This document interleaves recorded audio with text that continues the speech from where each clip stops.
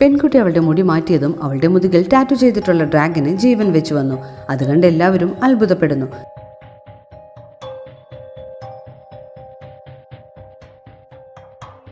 സിനിമയുടെ തുടക്കത്തിൽ 2 പെൺകുട്ടികൾ. ഇവർ ബെസ്റ്റ് ഫ്രണ്ട്സ് ആണ്, സോഫി, അഗിത.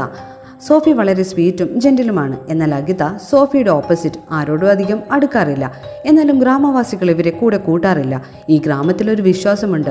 20 വർഷങ്ങൾക്ക് മുന്നേ ഒരു അമാവാസി നാളിൽ ഒരു പെൺകുട്ടിയെ കാണാതായി. എല്ലാവരും വിശ്വസിച്ചിരിക്കുന്നത് വേറൊരു ലോകത്തുള്ള മാജിക്കൽ സ്കൂളിലേക്കാണ് അവളെ കൊണ്ടുപോയതെന്ന്.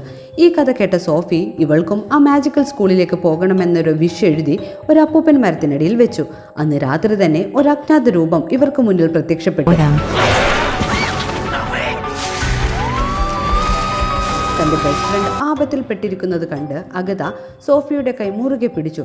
അങ്ങനെ മലകളും പുഴകളും താണ്ടി അവർ 2 പേരും ആ മാജിക്കൽ സ്കൂളിലെത്തുന്നു.